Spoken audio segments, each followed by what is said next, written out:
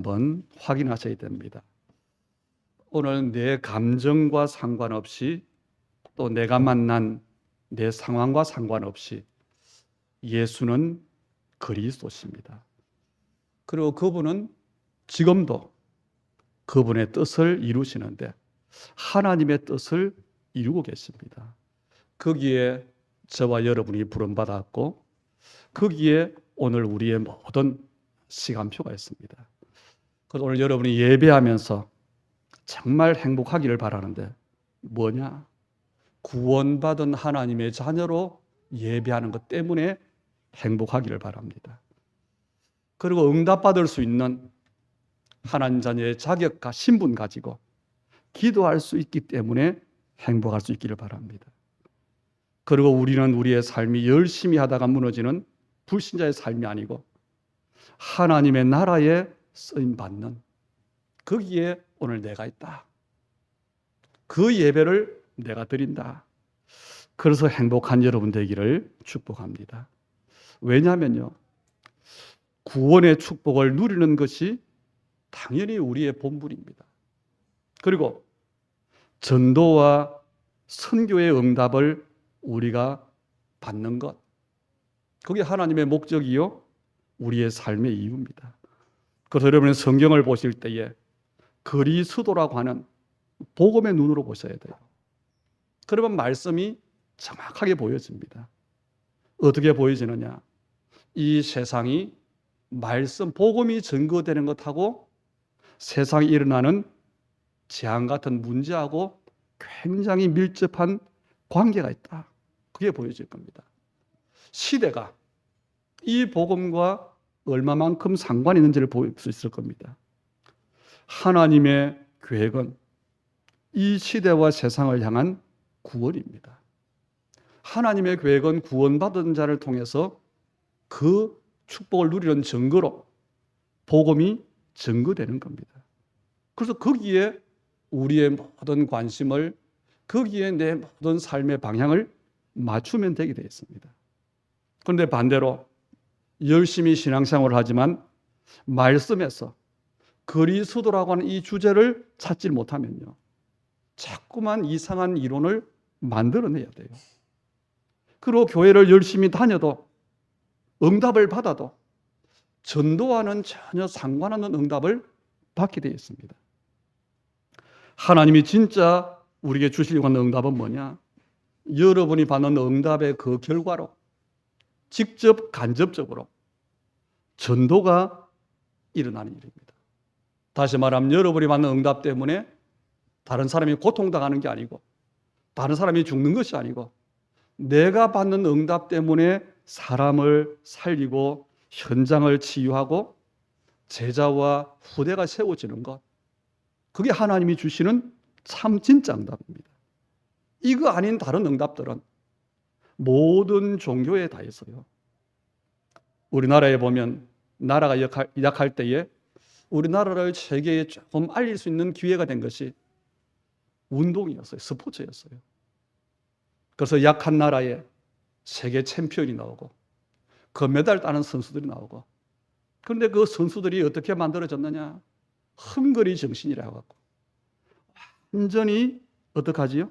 이를 악물고 악바리 기질로 그렇게 운동을 했어요.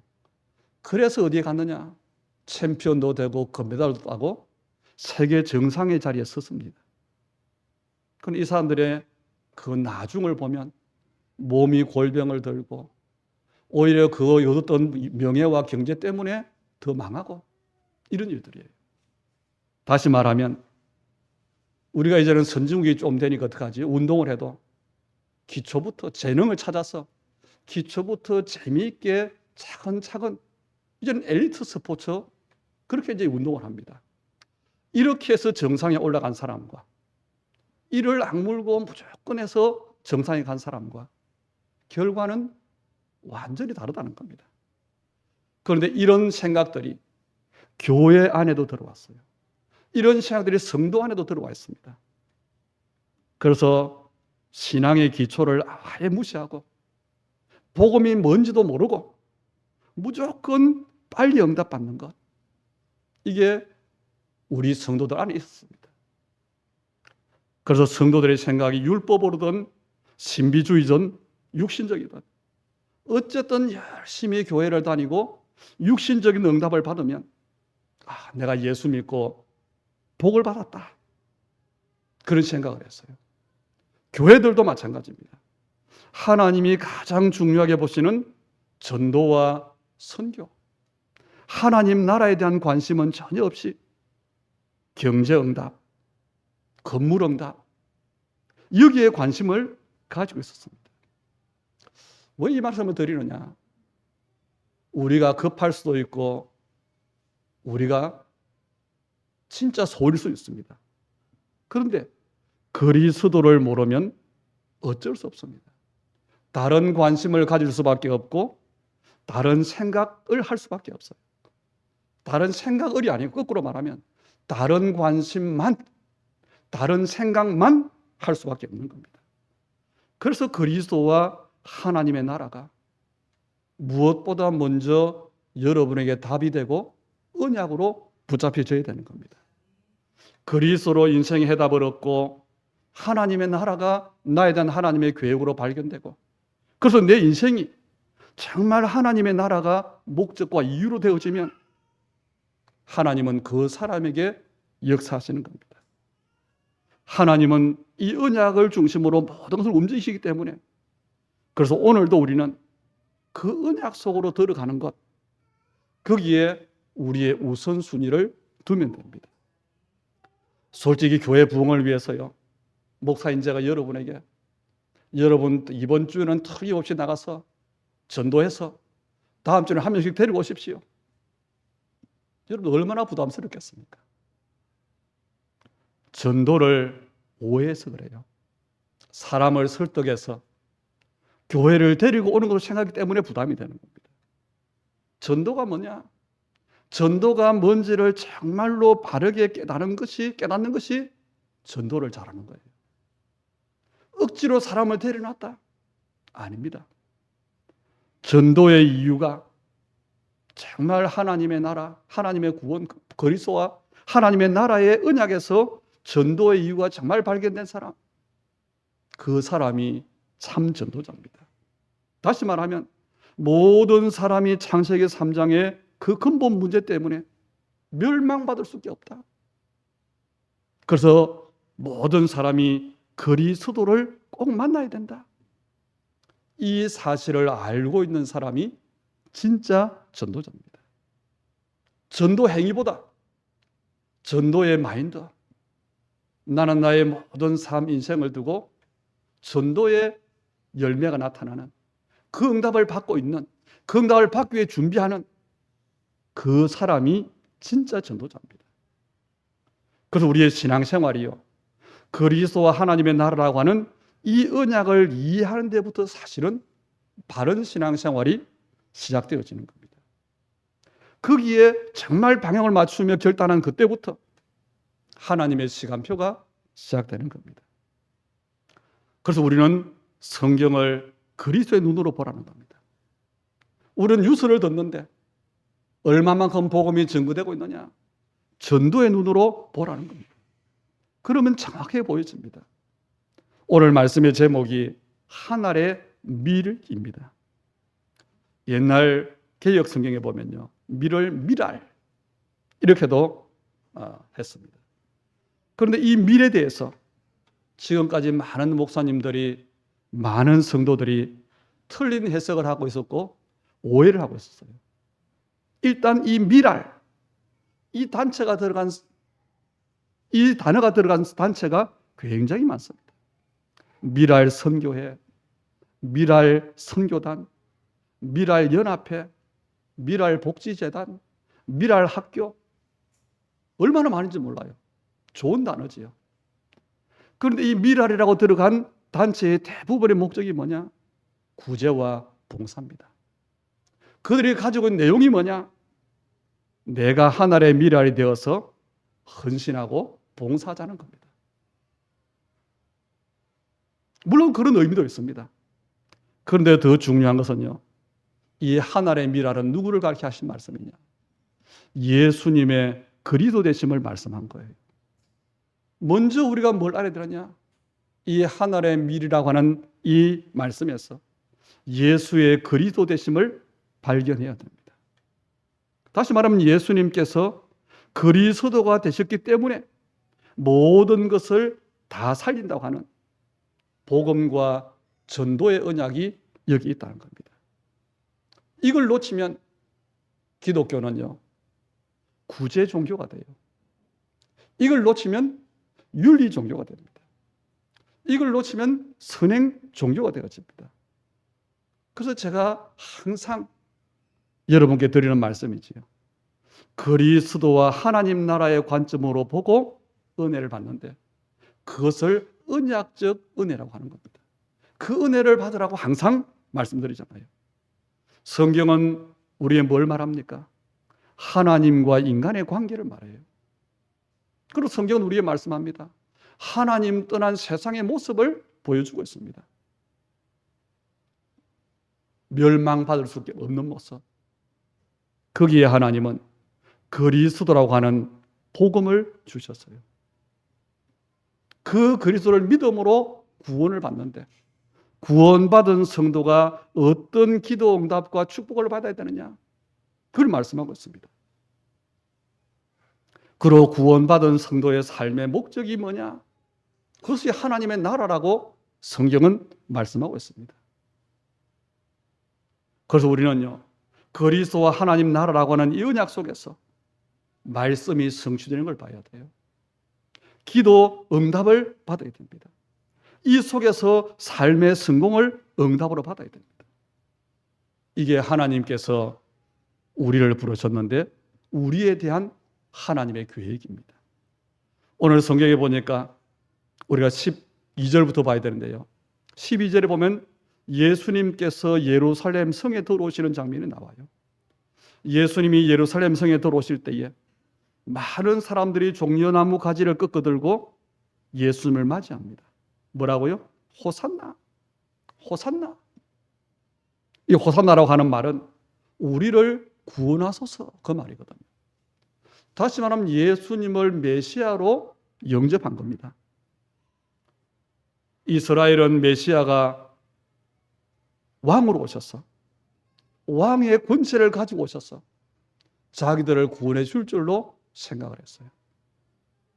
그런데 하나님의 방법은 왕이 힘 있는 왕으로 오셔서 로마를 무너뜨리고 이스라엘을 구원하는 것이 아니고 예수님이 십자가를 지심으로 모든 사람을 구원하시는 것이 하나님의 방법이었어요. 이게 우리가 신앙생활에서 느끼는 갈등입니다. 내 생각은 이런데 하나님의 계획은 그렇지 않을 때가 있지. 그래서 예수님께서 메시아 곧 그리스도로 죽으시기 위해서 사실은 예루살렘 성에 들어오시는 겁니다. 그런데 사람들은 죽으러 오시는 예수님을 두고 뭐라고 하느냐? 호산나 찬송하리로다. 주의 이름으로 오시는 이여 이스라엘의 왕이여 라고 찬송을 합니다. 맞아요. 내 생각과 다를 뿐이지. 이스라엘 사람들의 생각과 다를 뿐이지. 예수님은 분명히 만왕의 왕으로 오셨습니다. 그런데 왕은요, 군마를 타고 오잖아요. 그런데 예수님은 나귀 새끼를 타셨어요. 예수님은 자기의 모든 사역을 두고도 말씀하셨지만 예수님의 그런 모든 것들은 뭐지요? 하나님의 뜻을 이루는 겁니다. 예수님께서 예루살렘 성에 들어오시면서 나귀 새끼를 타신 것, 그것이 바로 하나님의 말씀을 성취하는 겁니다. 스가랴 9장 9절에 예언된 말씀의 성취지요. 예수님의 모든 걸음은 그리스도와 하나님의 나라라고 하는, 좀 해석하면 구원과 전도라고 하는 여기에 모든 초점이 맞춰져 있습니다. 이게 우리의 신앙생활의 방향입니다. 우리의 인생의 방향을 구원과 전도에 맞추면 돼요. 그러면 틀림없이 여러분의 삶은 베드로서 2장 9절에 있는 것처럼 왕 같은 제사장이요, 택하신 족속이요, 그리스도의 그 빛을 선포하는 증인의 삶을 살 것입니다. 어쨌든 예수님은 고난당하시고 십자가에 죽기 위해서 오셨어요. 그건 23절 말씀해 보니까 고난이 얼마나 힘든 겁니까? 여러분의 죽음의 날짜를 안다면 내가 큰 사고를 만나고 병에 걸렸는데 언제 죽습니다. 그 시간이 하루하루 다가온다면 어떻겠습니까? 예수님은 그 시간표를 앞두고 예루살렘 성에 들어왔어요. 그런데 23절 말씀은 우리에게 다른 말을 합니다. 뭐라고 하지요? 예수께서 직접 말씀하시기를 인자가 영광을 얻을 때가 왔도다 그래요. 예수께서 가장 큰 영광을 받으신 사건은 십자가 사건입니다. 예수님은 자신의 몸은 죽으시는데 하나님의 구원의 언약이 성취되는 가장 중요한 사건이요, 가장 중요한 시간입니다. 그러면요, 우리는 언제 하나님께 최고의 영광을 돌릴 수 있을까요? 예수님의 십자가 사건을 헛되게 하지 않을 때 우리는 하나님께 영광을 돌릴 수 있습니다. 이 말은 바꾸어 말하면 성도들이 착한 삶으로 이웃 사람들에게 복음의 영향을 끼치고 교회는 구제 같은 선행을 함으로 세상의 교회가 이런 곳이다 알린다면 그건 틀린 것이라는 겁니다. 교회는 예수가 그리스도심을 말하는 곳입니다. 성도는 착한 모습이 아니라 그리스도를 정말로 누림으로 증인되는 것, 그게 하나님의 부르신 목적에 맞는 것입니다. 이것이 안 되면 좋은 일을 많이 하고 착한 일을 많이 하는데 그리스도의 이 복음을, 그리스도의 이 십자가 사건을 욕되게 하는 거라는 겁니다. 그래서 성경은 예수님이 고난당하실 것인데 십자가에 죽으실 것인데 그 걸음을 가는 그 길을 두고 인자가 영광을 얻을 때가 왔다고 하는 겁니다. 6월절에 명절이 되니까 유대인들의 명절 6월절이지요. 명절이 되어졌는데 모든 흩어졌던 유대인들이 예배하러 예루살렘으로 모입니다. 그 중에 헬라인 몇 사람, 헬라인 그러면 여러분이 좀 어렵지요. 그리스라고 하는 뜻입니다. 그리스 사람 몇 사람이 예수님을 방문을 해요. 유대인들의 입장에서 보면 이 헬라인은 이방인입니다. 헬라인이 왔는데 예수님을 찾아요. 이게 바로 하나님의 뜻이 이루어지는 겁니다. 다시는 복음의 능력이, 복음이 유대인에게만 있었는데 확산되는 거지요. 하나님의 원래 계획인 전도와 선교의 역사가 이루어지는 겁니다. 로마서 1장 16절에 보니까 바울이 복음을 설명하고 고백하지요. 내가 복음을 부끄러워하지 아니하노니 이 복음은 모든 믿는 자에게 구원을 주시는 뭐요? 하나님의 능력이 됩니다. 먼저는 유대인에게요. 그리고 헬라인에게로다 그랬어요. 예수님은 이 헬라인들을 만나고 말씀하십니다. 그게 24절이에요. 오늘 말씀 제목이지요. 한 알에 밀이 떨어져 죽지 아니하면 한 알 그대로 있고 죽으면 많은 열매를 맺느니라 그렇습니다. 이 말을 듣고 저도 옛날에요, 신앙생활을 하려고 각오를 했어요. 신앙생활을 하는 것은 십자가의 길을 가는 것이다. 내가 앞으로 고생도 감수하겠다. 희생도 감수하겠다. 손해도 감수하겠다. 그런 일이 올 때 나는 참겠다. 오해였습니다. 그렇게 살았는데 그것이 틀린 신앙생활이었어요. 아니, 좋은 건데요. 여러분이 복음 때문에 물론 그렇게 하셔야 됩니다. 그런데 그것이 내 신앙생활이라면 누가 나타나지요? 하나님의 의가 나타나는 게 아니고 인간인 내 의가 나타나는 거예요. 그래서 신앙생활을 가장 잘하는 것은 뭐냐? 내가 예수님과 함께 십자가에 못 박히는 겁니다.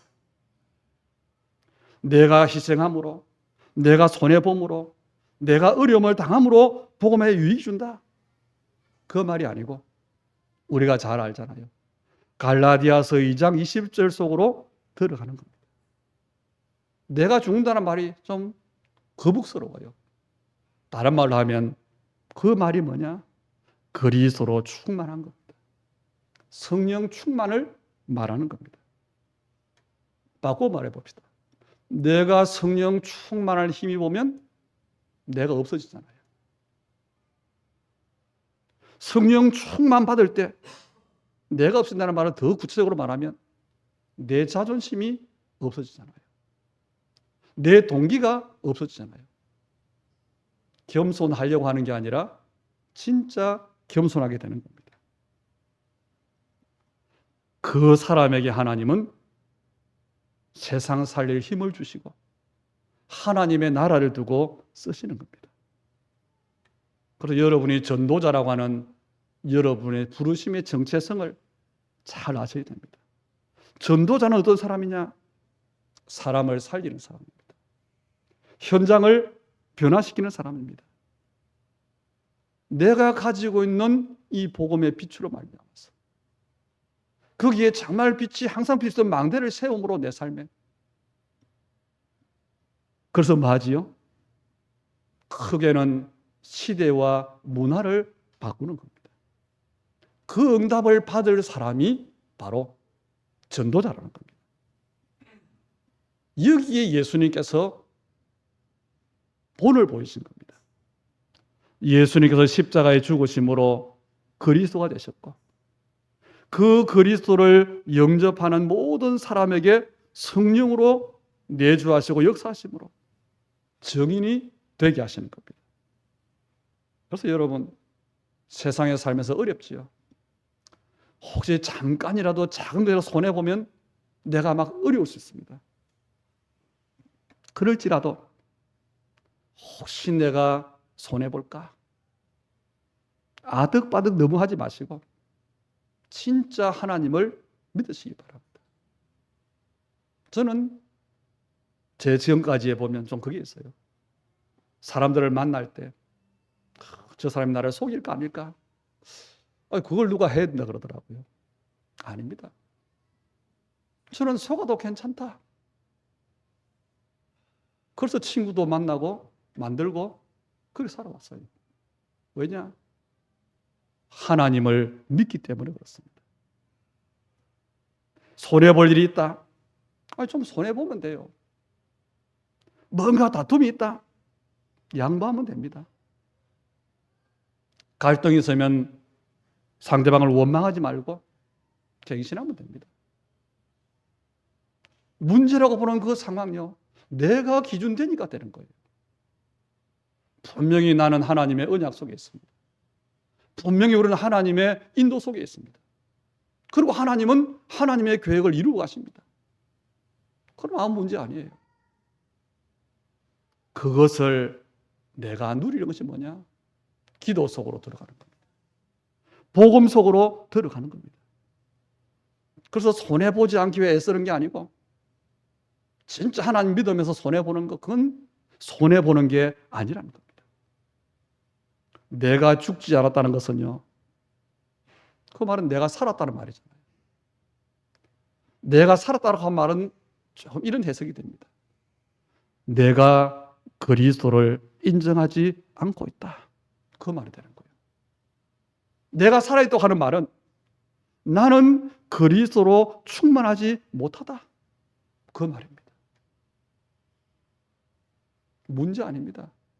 하나님께서 우리 교회에 지금 중요한 일을 얼마나 지금 하시는지 몰라요. 오늘 성경에서 죽으면 많은 열매를 맺느니라, 이 말씀을 정말 바르게 깨닫기를 주의 이름으로 축복합니다. 이 말씀은요, 우리의 죄 문제를 담당하신 예수님을 말하는 것이고, 이 말씀의 적용은 내가 희생하고 보는 게 아니고 내가 복음화되는 것, 복음 개인화를 말하는 겁니다. 내가 복음화되면 많은 사람이 삽니다. 단 내가 없어지면 많은 사람이 삽니다. 내가 복음화될 때에 현장의 흑암 권세가 그때 끊깁니다. 내가 같이 싸우고 대책을 세울 때는요, 그 상황이 해결되는 게 아니라 더 험악해져요. 그러나 내가 죽으면 하나님께서 일하시는 겁니다. 그래서 예수님은 자기의 그 고난이 얼마나 큰 고통인지 알아요. 오늘 그 고백도 했어요. 우리가 마태복음에서 보잖아요. 이 잔을 내게서 옮기시옵소서. 죽는 일이 쉬운 일입니까? 그리고 예수님이 오늘도 그런 말씀하시죠. 지금 내 마음이 괴로우니 무슨 말을 하리요? 아버지여 나를 구원하여 이 때를 면하게 하여 주옵소서. 그러나 내가 이를 위하여 이 때에 왔나이다. 내 원대로 마옵시고 아버지의 원대로 하옵소서 그랬잖아요. 예수님은 그래서 기도하는데 어떤 기도 하십니까? 28절에 보니까 아버지의 이름을 영광스럽게 하옵소서. 우리는 이 기도를 할 수 있어야 됩니다. 하나님께서 언제 그럼 영광을 받으실까요? 나를 통해서 그리스도가 그리스도 될 때 하나님은 영광을 받으십니다. 이 말을 바꾸어 말하면 나는 장점이 없기 때문에 영광스럽게 못한다는 분들에게 드리는 말씀입니다. 내가 가지고 있는 장점 때문에 내 잘난 것 때문에 그리스도를 그리스도 되지 못하게 할 수 있습니다. 나와 관계된 모든 것들이 그리스도 되게 할 수 있다. 그러면 하나님은 나를 통해서 최고의 영광을 받으시는 겁니다. 예수님은 25절부터 해서 보니까 참 생명의 비밀을 말씀하고 있어요. 자기 생명을 사랑하는 자는 잃어버릴 것이요. 이 말씀 무슨 말일까요? 생명의 주관자이신 예수님을 제쳐놓고 내 인생은 나의 것이다. 하나님의 계획은 모르겠고 내 생각대로 나는 살아야 되겠다. 거기에 해당되는 사람이에요.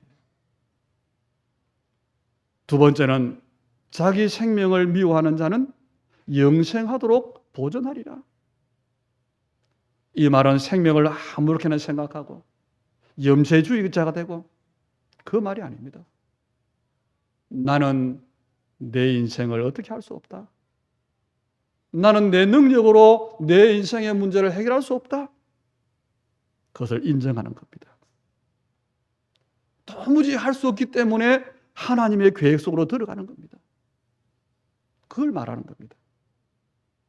26절에는 보니까 사람이 나를 섬기려면 나를 따르리니. 정말 우리가 예수님을 믿으려면 뭐 해야 됩니까? 예수님을 따라가는 겁니다. 그 말씀을 따라가는 겁니다. 나를 섬기면 내 아버지께서 그를 귀히 여기시리라.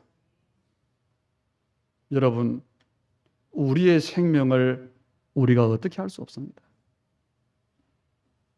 지금 의료 대란으로 많은 말들 하지. 그런데 생명은 하나님의 손에 있습니다. 내 생명을 내가 어떻게 할 수 없어요. 여러분의 사랑하는 자녀가 아프다. 그 자녀를 내 마음대로 할 수가 없어요. 예수의 그리스도 되심을 인정하고 하나님의 주 되심을 인정하면 됩니다. 이 부분이 인정이 안 되면요, 계속 염려가 나와요. 계속 걱정이 나와요. 계속 대책이 나와요. 내가 염려하고 있다는 말은 내가 주인이란 말이잖아요.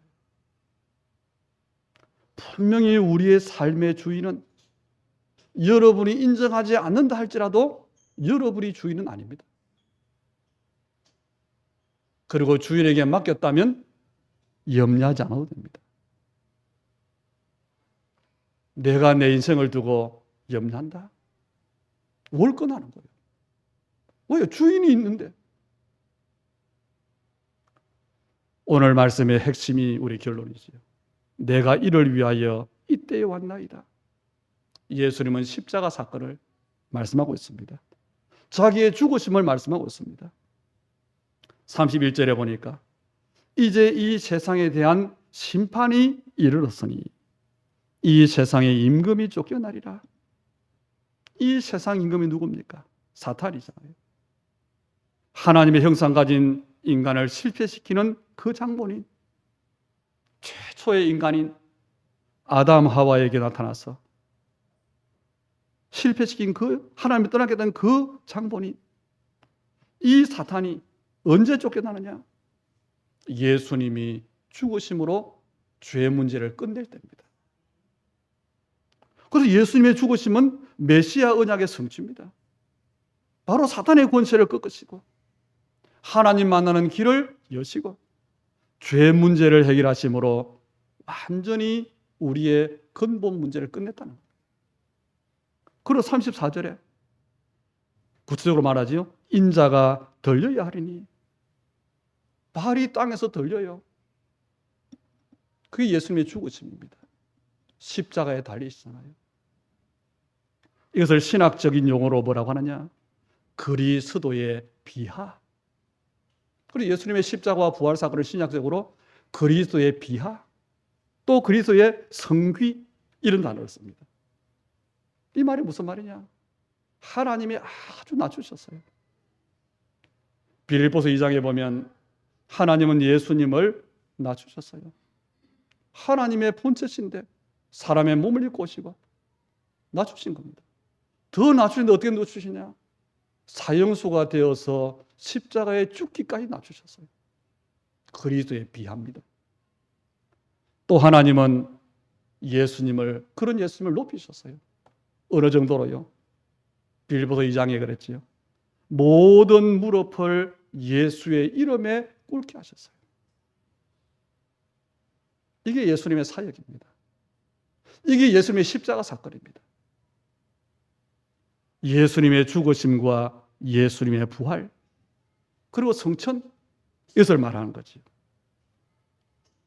이 예수님께서 자기를 한날의 밀이라고 말씀하셔놓고는 뭐라고 하느냐? 빛이라고 말씀합니다. 요한복음 1장에도 보니까 예수님을 빛이라고 했어요. 예수님을 하나님이라고 했어요. 예수님을 생명이라고 했어요. 예수님을 말씀이라고 했어요. 이 빛이신 예수님을 영접하니까 어둠의 문제는 끝나는 겁니다. 이 예수님을 영접하는데 빛 되신 예수님, 창조 되신 예수님, 생명 되신 예수님, 말씀이신 예수님, 이 예수님을 여러분이 아는 만큼 반대의 걸 보면 됩니다. 빛의 예수님을 영접하니까요, 어둠이 떠나가는 겁니다. 창조주 하나님이신 예수님이 우리 안에 들어오니까 사망 권세가 떠나가는 겁니다. 창조주신 예수님이 내 안에 오니까 내 안에 재창조가 일어났는데 새로운 피조물이 되는 겁니다. 이게 구원입니다. 그래서 예수님께서 뭐라고 하십니까? 어둠에 붙잡히지 않게 하라. 우리가 많이 쓰는 말이죠. 속지 말라는 말입니다.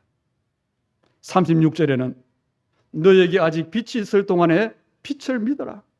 그리하면 빛의 아들이 되리라 그랬어요.